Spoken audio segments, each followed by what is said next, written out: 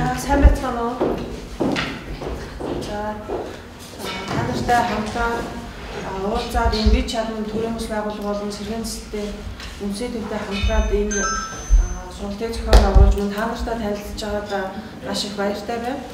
За намайг Даран Гаруй гэдэг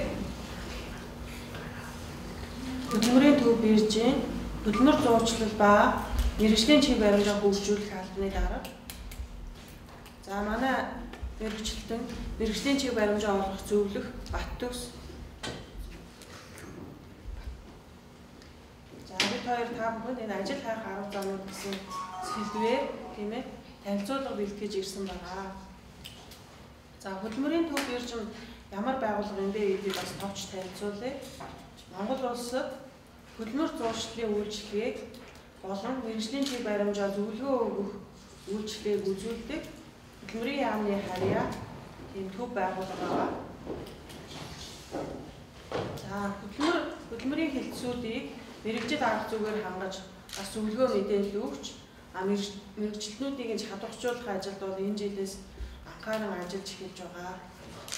За мөн Монгол улсын хөдөлмөрийн зах зээлийн нэгдсэн мэдээллийн систем гэж байдаг. Түүнд бол ажил олгогчдын бүртгэл, ажил хайгчдын бүртгэл мэдээлэл гэсэн энэ гол үйлчлэгийг бол бас үзүүлж явдаг. За ийм байгууллага гэнэ. За зөвхөн сэдвтээ оръё. За ажил хайх арга замууд. За бид олон их сурвалжаас бол ажил хайдаг. Тийм ээ. За хамгийн түрүүнд ажлыг хинээс асуудаг вэ гэж юу хийх вэ? Надад нэг хийчихмээр ажил байна уу гэж хинээс асуудаг вэ?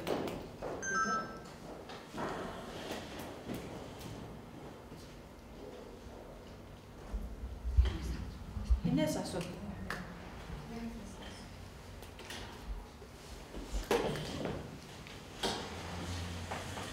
Үний нөөц. Гэх. За олон их сурвалжууд ерөнхийдөө бол ажил хайхыг бид нэр найз нөхөд аав ээж ах дүүсээсээ хайхаас гадна нээлттэй буюу энэ албан их сурвалжуудаас хайх гэж бас ярьдаг. За нээлттэй их сурвалжууд хайх газрууд хаана вэ гэж. За нэгдүгээр түрүү хэлсэн манай хөдөлмөрийн төв бирж одоо энэ үйлчлэгийг эрхэлдэг гэдэг. Хөдөлмөрийн төв биржд бол хандаж болно. За мөн түнчтэй Улаанбаатар хотын харьяат иргэд бол нийслэлийн хөдөлмөрийн газар гэж байдаг. Мөн адил тэр хүмүүсийн ажил хайж байгаа хүмүүсийн өмнө ямар ч хүмүүсийн өмнө нээлттэй ажлын байрны мэдээллийг өгч байдаг. За цаашлаад хөдөлмөрийн хэлтэс гэж байна. За 2013 оноос эхлээд аймгийн төвүүдэд аймаг хариуцсан. За мөн Улаанбаатар хотод 9 дүүрэгт тус бүр 1. Ингээ 21 аймаг 9 дүүрэг нийлээд 30 хөдөлмөрийн хэлтс байгуулагдсан. За энэ маань бол хөдөлмөрийн яамны харьяа. Хөдөлмөрийн яам маань бас 2013 онд байгуулагдсан тийм ээ. За ийм харьяа байгууллагууд байдаг. За тэгэхээр та нарын амьдарч байгаа дүүрэг болгон дээр хөдөлмөрийн хэлтэс байгаа гэсэн. За хөдөлмөрийн хэлтэстэй хандаад ямар нээлттэй ажлын байрны зар байна вэ? Тохиолдохоор ажил юу байна вэ? Энэ мэдээллийг бас авч байна. За бид тэгэхээр мэдээлэл авах их сурвалжууд, албан их сурвалжууд маш ихээр нэмэгдэж байна гэж ойлгож байна. За цаашдаа хөдөлмөрийн хувийн биржүүд гэж байгууллагууд шинээр байгуулагдаж эхэлсэн байна. За энэ хөдөлмөрийн хувийн биржүүд маань тодорхой мэргэжлийн салбарын мэрэгсэн хүний нөөцийг бүрдүүлж өгч байдаг.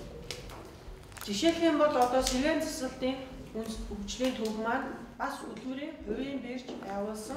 Энэ маань иргэдэд тийм үү одоо мэдээллийг шуурхай үйлчилгээг иргэнд илүү ойртуулахад чиглэсэн байна. За тэгээ амжилттай ажиллаж байгаа олон хувийн биржүүдийг бол дурдж олон энэ одоо хувийн биржүүд маань нэгдээд бас одоо зүүн бүсгээд 100 айл дээр байгуулагдсан байх жишээний ардын эрх төвийн хажууд за баруун бүсгээд 5 шар бас нэг байгуулагдсан байгаа. За хөдөлмөрийн хувийн бирж бай, төвийн улсын бирж бай ялгаагүй адилхан нээлттэй тийм үү ялгуурлахгүйгээр үйлэнд үйлчлэх ёстой. Алинд нь ч та бүхэн хандаад тийм ээ зөвлөгөө авч мэдээлэл авч ажлын байраа хайлгаж болно тийм үү мэдээлэл зөвлөгөөгөө авч болно. За тэгээ эдгээр байгууллагууд маань ер нь өдөрлөг яаргуудыг бол зохион байгуулдаг. За энэ сая дурдаагүй юу 2 сарын 17-нд бид чадна гэх юм уу. Энэ өдөрлөг зохион байгуулагдаж байна. Та бүхэн бас ажлын байрны нээлттэй зарууд ажил олгогч нартай уулзъя, танилцъя гэж бодож байвал тэр өдөрлөгт нээлттэйгээр оролцох боломжтой. Хөтөлбөрийн төв биржээс бас ирж зөвлөгөө мэдээлэл өгч оролцсон. За мөн өшөө ямар их сууж байдаг вэ? Сонин юм. Зар сонин байна. Телевизийн зар реклам. Энэ олон их сурвалжуудаар ажлын байр хайж болно шүү гэдэг та нар ойлгуулах гэсэн юм гэж. За та бүхэн компьютер дээр юу н ажиллах боломжтой байдгүй. За заримд нь байгаа, заримд нь байхаас янз бүр. За хэрэв компьютерийн орчинд бол за дараагийн слайд авчих. За энэ түрүүний дурдсан байгууллагууд маань энэ хөдөлмөр зуучлал буюу ажил олгох зуучлал үйлчилгээгээ цахимаар бас явуулж байгаа. За үүнийг хөдөлмөр цэг хэмээн вебсайтаар хандаад та регистрээрээ бүртгүүлээ. Мэргэжил, боловсрол, ажлын туршлагаа гэх юм өөрийнхөө мэдээллийг ингээ оруулаад өгүүлж өгөөд тохирсон ажлын байраа цахимаар бас хайх боломжтой. Тэгэхээр танд ямар ажлын байр тохирч байна гэдгийг бол бас санал болгоно. Энэ маань тангимаар ингээд бичлэн үзүүлж байгаа үйлчилгээ, онлайнаар үйлчилгээ үзүүлж байгаа хоёр бас нэг адилхан хүчинтэй үйлчлэн. За би заавал бичлэн зуучлалын мэргэжилтэнд хандаагүй дээ тийм үү. Гэт одоо би одоо ажлын байр олохгүй байна гэж бодох юм байхгүй. Ялгаагүй гэсэн үг. За одоо хөдөлмөрийн хилцүүд маань энэ оноос эхлээд бас бүх хөдөлмөрийн хилцүүд вебсайт дээр болох ёстой гэсэн зорилт тавьсан. Мэдээллийн дата санал энэ хөдөлмөрийн төв биржийн хөдөлмөр цэг эмээн гэсэн энэ сайт дээр бол бүгдээрээ уялдаатай байдаг. Хөдөлмөрийн тийм ээ хувийн биржүүд, хөдөлмөрийн хилцүүд нэгдсэн мэдээллийн сандаа бүх мэдээлэл нь ирж байгаа. За, нийслэлийн хөдөлмөрийн газар маань бас өөрийн вебсайттай энэ UB бирж UB.gov гэдэг энэ хаяг байж байна. За мөн нөгөө зар сонин бид нар маань бас вебсайтуудтай байдаг. Энэ бол та нар бол өргөнөөр ханддаг байх. За энэ бол та нарт хэвлэгдээд орчсон байгаа. Эдгээр бол хараахан тусгай шуурл аваагүй ч гэсэн бас их эрчтэй сайн мэдээлэл зөвлөгөө ажлын байрны мэдээлэл оруулж яадаг бас бодиттой байгаа. За би тийм ээ би өөрөө ч гэсэн одоо 2011 онд магистр хамгаалаад Солонгос улсаас төгсч одоо Монголд буцаж ирсэн. За тэгээд энэ Biz Network гэдэг энэ сайтаар одоо энэ долоогийн 3 дахь нь харж байна тийм ээ. Энэгээр хандаад олон ажил олгогчийн ажлын байрны зарыг үзээд өргөдлөө илгээгээд очиж ярилцаханд бол орж исэн байна. Тэгэхээр энэ маань бас их боломжтой бас хандахад бол боломжтой байдаг. За тэгээд ухаан ажлын байр нь бол сонирхож байгаа ажлын байр гэж та бүхэнд байх ба. За ер нь бол та нар тохиромжтой ямар ажлын байр байдаг вэ гэж энэ талаар юу сонсч ирсэн үү?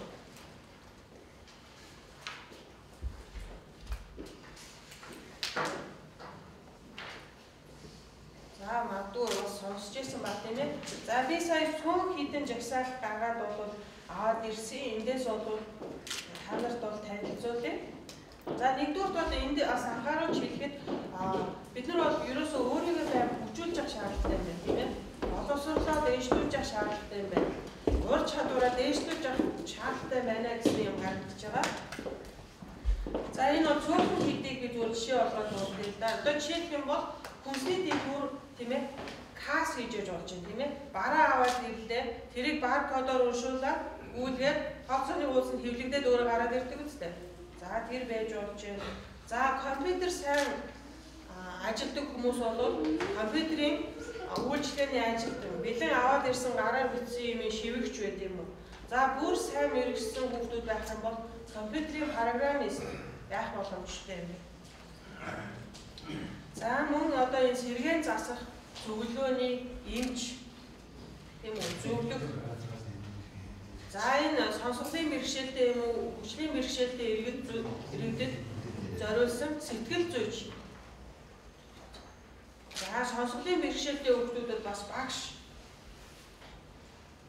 За энэ сонсголын юм уу хүчлийн бэрхшээлтэй иргэдэд зориулсан хөдөлмөр зуучлалын мэргэжилтэн бас одоо мэргэжлийн чиг баримжаа олох зөвлөх байх боломжтой юм байна. Одоо үйлчлэгээ үйлдвэрлэл их хөгжиж байна тийм үү? Тэгэхээр мэдээж тэр үйлчлэгээний байгууллага маань сонсголын бэрхшээлтэй юм уу хүчлийн бэрхшээлтэй иргэдэд хандсан харилцагчийн үйлчлэгээний ажилтан гэж байдаг. Тийм ажлын байрууд бас байна. Тийм ээ? Үйлчлүүлэгчдэд сонсголын бэрхшээлтэй иргэд ирээд үйлчлүүлэн гихт нь орчуулгын хийдэг ч юм уу те тэр харилцагчтай хандаад тухайн бүтээгдэхүүн юм уу үйлчлэгээний талаар зөвлөгөө мэдээлэл өгдөг. За тэгээд за мөн одоо судлаач байж болж сонсгол одоо эрүүл мэндийн чиглэлийн за зохиолч хүмүүс байж болж байна. Тийм ээ? Эсвэл одоо хянан тохиолдуулагч аливаа хүмүүсийн бичсэн зүйлсийг редакторлон гэж ярьдаг тийм үү тийм хянан тохиолдуулах байж болно. За хөгжлийн бэрхшээлтэй иргэдэд зориулсан үйлчлэгээний менежер гэж байдаг. За эсвэл хүмүүлийн байгууллагын ажилтан тийм хүмүүлийн ажилтан. За бүр одоо бүжигч нь тийм үү тийм ээ байж болж байна. За мөн одоо өөрт төрсөн шин санаагаа амьлуулад бизнес эрхэлж бас болж байна. Олон боломж байна. Энд үндсэн зарууд тийм үү ажлын зарууд юм уу өөрөө бизнес эрхлэхийн санаагаа аль болох амьлуулж тийм үү өөрийгөө голн сайн бэлдэх хөгжүүлэх их чухал юм байна. За боломжтой бол ном сайн төлөвлөгөө унш тийм ээ. За мөн компьютертай сайн ажиллаж суурь. Энэ маань бол ажиллах чадварыг бол маш их сайжруулна гэж байна. За энэ слайдын дээр гарч байгаа байна тийм ээ. За энэ ажлын байр тохирох ажлын байр үзчихээ тийм үү. Хувийн бэлтгэлээ бас хангах шаардлагатай байдаг. Өөрийнхөө ажлын байран дээр. За энэ хүн ажлын байранд эхлээд тохирох үгүйе бодохдоо нөгөө байгууллагын талаар мэдээлэл авах хэрэгтэй. Энэ байгууллага нь юу хийдэг байгууллага юм бэ тийм үү? Ажлын байр офис нь хаана байдаг? Яг танд очиод ажиллах тохирох нөхцөл нь байна уу гэдэг юм. Хичнээн ажилтнтай юм. Нэр хүнд нь сайн уу, муу юу? За эсвэл одоо нийгмийн хангамж өгдөг үү, үгүй юу гэх мэтлэн тухайн байгууллагын талаар мэдээллийг тийм үү? Хөдөлмөр зуршлын мэргэжилтэн юм уу? За бүр болохгүй найз нөхөд тийм ээ таньдаг хүмүүсээс ч давуулсан болно. Нэгдүгээр тухайн тэр тавьсан зарыг гаргаж байгаа тийм үү ажил олгогчийн буюу ажлын байрныхаа мэдээллийг сайтар авах хэрэгтэй байдаг. За тэгээд наривчлаад яг тэр ажлын байр жишээлх юм бол одоо касс гэх юм уу тийм ээ. Тэн дээр яг юу хийх юм бэ гэдгийг тодорхой мэдэж авах хэрэгтэй. За мөн тухайн ажлын байран дээр цалин нь юу хийх байд юм бэ? Тэрийг урьдчилан хандан судлах хэрэгтэй. Энэ хөдөлмөр зурчлалын мэргэжилтэн юм уу? Тийм үү? Одоо нөгөө нээлттэй болон хаалттай их сурвалж гэж байлаа штэ. Ажлын байр хайх. Тэр их сурвалжуудаасаа эхлээд хандан мэдэж авах хэрэгтэй. Данаахны нэг алдаа болохоор ажлын ярилцлаганд орохдоо цалинган шууд асуудаг.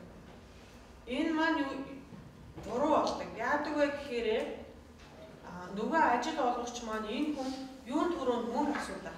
Тэ? Цалин мөнгө асуудаг. Ер нь ажил хийх биш санхүүгийн сонирхолтой юм байна. Таны талаар буруу ойлголт авчдаг.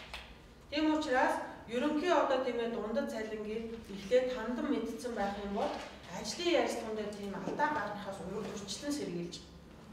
За эрэг хагасны өдөр тийм үү ажлын ярилцлага хэрхэн орох вэ гэдэг талаар хичээл өргөжлөө явагдана. Одоо өнөөдөр бол зөвхөн эхний хэсэг явагдаж байна тийм ээ. За хамгийн наад зах нь гэвэл анкет тийм үү? Анкетын дээр юу байх вэ? Жишээ зураг, иргэний үйл. Тэгсэн энэ материалуудыг бол шаарддаг. Бүрдүүлэх материалуудыг бол судлах шаардлагатай. Зарим аж ахуй нэгж бас ийм юм шаарддаг. Өөрөд ажиллаж байсан байгууллагаас тодорхойлт авчирна. Тийм ээ?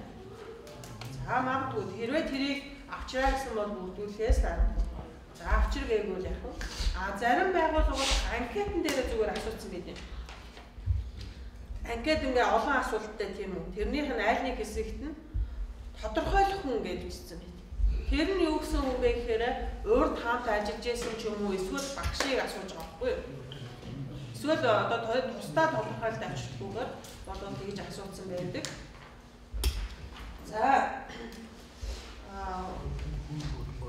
За өрөвдөл гэж юм бас бичих шаардлагатай тийм үү?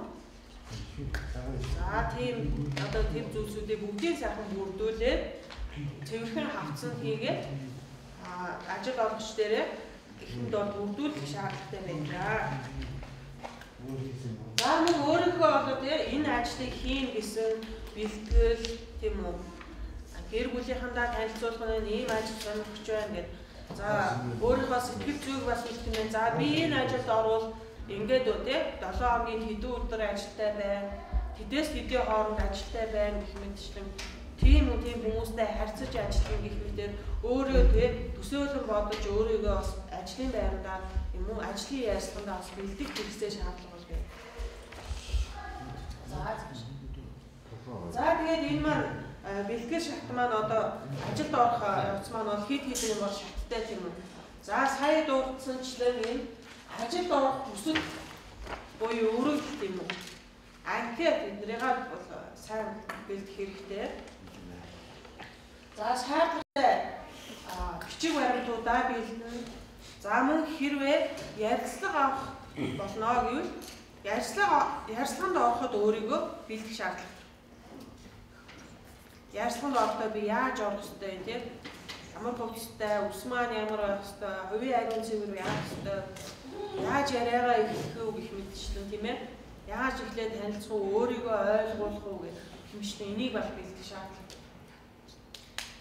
За тэгээ тухайн ажлын байранд тэнцвэл яаж ажилдаа хурдан дасах уу тийм ээ? За яаж ажилдаа хурдан чадварчих уу? За тэгээд энэ ажил дээрээ хэрхэн амжилт гаргах уу гэдэг ажилд орох явц маань бас нэлээд хэдэн жил шатаас бүрдэж байна тийм ээ? За энэ бүгдийг бас урьдчилан өсөж хэрэгтэй. За тэгвэл энэ өрөвдөл буюу ажилд орох хүсэл гэж байна. Энэ нь юу бичвэл зохистой юм бэ? Хэд уртын бичих шаардлагагүй байна. 2-3 хуудсын бүр шаардлагагүй. Нэг хуудас нь маш тав тодорхой. Өөрийгөө ихтэй товч танилцуулдаг. Энэ дээр бол хамгийн тодорхойгоор те овог нэр, ам бүл тийм ээ. Яг одоо хамгийн чухал мэдээллийг оруулна. Маш их нуршаал, ийм одоо бэрхшээлтэй, ийм зовлонтой, ийм үзэж туулаад ингэсэн гэдэг одоо үлгэр шиг урт юм болоо бичих их тохиромжгүй байдаг. За нэгдүгээр хэсэгт нь өөрийгөө товч танилцуулаад тийм үү. Хэдэн настай, эмэгтэй, ямар мэрэгчлээ, гэрийн хаяг тэргэж үзчихээр дараа нь тухайн ажлын байран дээр өөрийгөө тийм үү тууштай ажиллана. Тэгэл дааж ажиллана. Тийм ээ. Хийж чадна гэдээ илэрхийлсэн үг өгүүлбэр оруулах хэрэгтэй. За энэ 3 дугаар хэсэгт нь за би энэ ажлыг хийж чадах тул тийм үү. Өөрийгөө зориулан дайчилж ажиллах тул намайг уг ажлын байранд авна уу? Тэ? Миний энэ хүсэлтийг зөвшөөрөө гэж өчээд доод нь гарын үсгээ бичих боллоо. Энэ бол өрөвдөл тийм үү?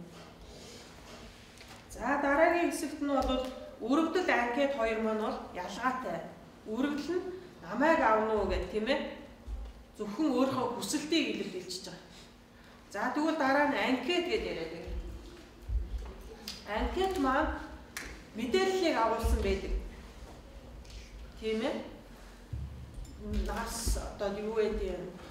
Нэг регистрийн дугаар ажил эрхэлж байсан эсэх боловсрол тий ажлын туршлага, авьяас чадвар за одоо нөгөө хүчний бэрхшээлтэй эсэх гэдэргээд асуусан байдаг. Энэ маань мэдээллийн чадвар тий. анкет гэдэг бол ерөөсөө ажил олгогчийн танаас авч байгаа эхний шалгалт байдаг.